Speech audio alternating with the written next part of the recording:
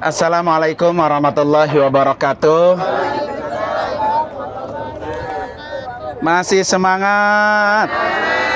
KBI HU WAC berbagi cahaya di atas cahaya, lagi dan lagi berkali-kali.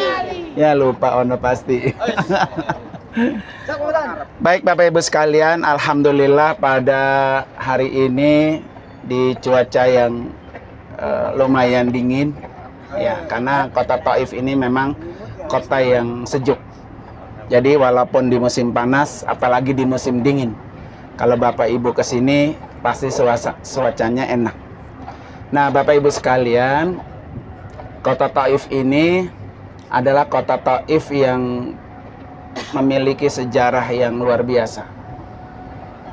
Sepanjang dakwahnya Nabi dari kota Mekah ke kota Taif itu jaraknya 80 km. Ya, maka Bapak Ibu tadi lumayan tidur. Berapa jam? 4 jam. Jalan dan sini. Ya, jadi jaraknya itu 80 km. Nah, Nabi itu dari Mekah ke sini jalan kaki, pergi dan pulang. Dalam kondisi psikis Nabi yang sangat sedih, sedang sedihnya. Kenapa sedih? Satu, baru aja Nabi ditinggal mati oleh istri tercintanya, Khadijah Al-Kubra, yang selama Nabi berada di Mekah berdakwah, jadi yang ngasih support itu istrinya. Sampai-sampai Nabi ketika di Gua Hira itu mendapatkan wahyu pertama, dan baru pertama Nabi ketemu dengan malaikat Jibril, Nabi itu gemeteran, ketakutan, sehingga pas pulang dari Gua Hira langsung diselimuti oleh istri tercinta. Di samping memang istri Rasulullah Khadijah ini penyokong dana dakwahnya Rasulullah, karena Khadijah itu adalah seorang perempuan pengusaha yang kaya raya, tapi beliau tutup mata. Nah kemudian disusul oleh paman Nabi, yaitu Abu Thalib. Abu Thalib ini sama Nabi beda agama, beda keyakinan. Nah, Nabi Muslim, sementara Abu Thalib itu adalah non-Muslim, pimpinan kafir Quraisy Mekah. Jadi pimpinan kafir itu ya pamannya. Tapi paman Abu Thalib selalu melindungi Nabi. Ketika Nabi disakiti oleh orang-orang kafir Mekah, yang menjaga Nabi ya pamannya itu Abu Thalib. Abu Thalib pun meninggal dunia. Sementara orang-orang Mekah itu memang sedang lagi bagaimana caranya membunuh Nabi. Makanya kan Nabi ketika itu naik ke Jabal Sur, ya, ke Jabal Sur yang tempoh hari kita datang itu setelah pulang dari sini. Jadi kondisi orang-orang kafir itu sudah mulai mengganggu dakwah Nabi, sehingga Nabi harus dibunuh. Maka akhirnya dengan kondisi psikis yang sedih, Nabi berinisiatif, pergilah dari Mekah ke Taif jalan kaki. Untuk minta pertolongan. Mungkin ada orang yang menolong Nabi. Ya, kalau dalam bahasa politik namanya suaka. Suaka politik. Ya. Nah, kemudian Nabi cuma berdua ke sini, ditemani oleh Zaid bin Harisah. Nah, Zaid bin Harisah ini adalah bekas budak Nabi, berdakwah dengan niat minta suaka politik, ya, minta perlindungan karena kondisi Mekah sudah tidak aman buat dirinya. Jalan kaki kemari, sampai di sini ternyata Nabi tidak disambut dengan baik. Ya, malah Nabi dimusuhi, datang ke pimpinan suku di kota Taif ini memberikan berita bahwa ada seorang nabi yang akan berdakwah kemari. Akhirnya Nabi dimusuhi oleh orang sekampung Taif. Bahkan Nabi diapain? Dilempari pakai batu. Sampai-sampai Nabi itu berdarah. Nah, nanti Bapak Ibu akan melihat di mana kondisi Nabi ketika dilempari batu oleh orang-orang Taif. Akhirnya Nabi bersembunyi di sini selama kurang lebih 10 hari. Dengan kondisi yang sangat sedih. Ya, ternyata sampai di kota Taif ditolak oleh orang-orang Taif. Kemudian tidak pernah Nabi merasakan kesedihan kecuali kesedihan waktu di sini. Ya, tetapi dengan melihat kondisi kayak gitu, datanglah malaikat penjaga gunung turun ke Nabi menawarkan diri. Bagaimana nih ya Rasulullah dengan kondisi kamu yang seperti ini? Apa perlu kami turun untuk menghancurkan gunung-gunung yang ada di Taif ini biar masyarakat Taif itu apa? Mati semua. Ya. Apa? Jiwanya Rasulullah. Rasulullah tidak mengiyakan permintaannya malaikat, tapi Rasulullah minta kepada Allah supaya masyarakat Taif ini diberikan hidayah, didoain.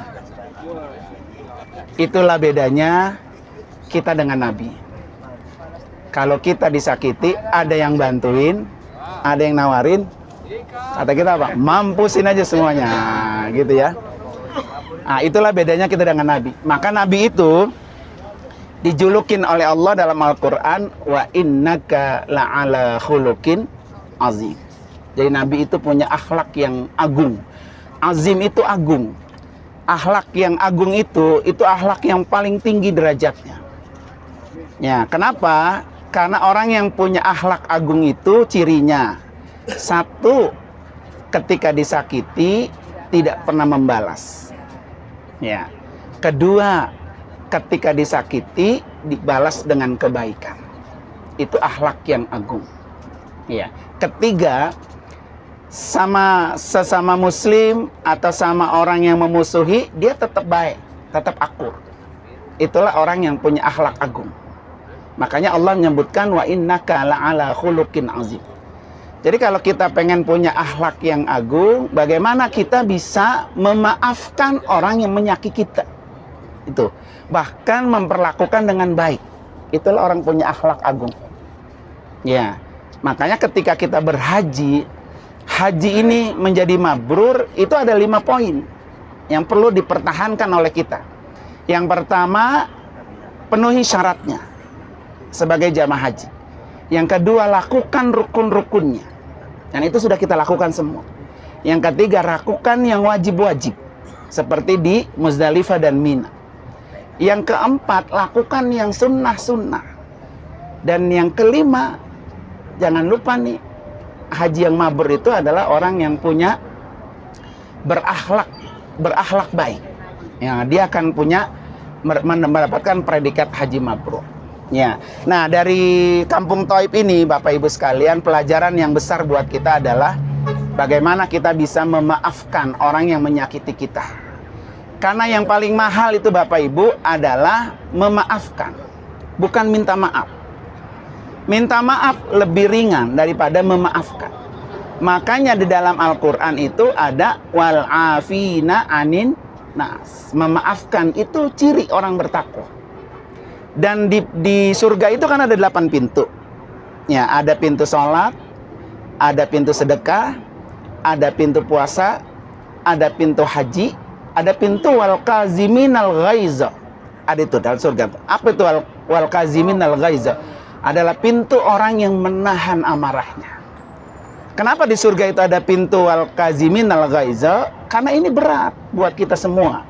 Ketika kita disakiti orang, dizalimi orang, berat untuk memaafkan. Nah, ini pelajarannya ya. Nah, Bapak Ibu sekalian, di samping tembok besar ini Bapak Ibu, itu adalah makam Abdullah bin Abbas. Nah, Abdullah bin Abbas ini adalah sepupunya Nabi. Jadi Nabi punya paman namanya Abbas. Nah, punya anak namanya Abdullah. Nah, sepupu Nabi dikuburkan di sini. Nanti kita bacain Fatihah. Ya. Nah, sehingga akhirnya di belakang Bapak Ibu ini ada gapura yang bernama Abdullah bin Abbas. Ini adalah ikon orang yang datang ke kota Taif. Jadi kalau Ibu Bapak berfoto di belakang, di depan gapura ini, berarti Bapak Ibu sudah datang ke Taif. Karena ikonnya ini. Ya. Nah, oleh karena itu Bapak Ibu sekalian, kita nanti akan masuk ke Masjid Abdullah bin Abbas. Buat ibu-ibu yang tidak menstruasi ya, kita bapak-bapak satu nanti berwuduk terlebih dahulu. Yang kedua, kemudian masuk kita niat iktikaf seperti biasa. Lakukan sholat sunat tahiyat masjid 2 rakaat dan lakukan sholat sunat duha 4 rakaat.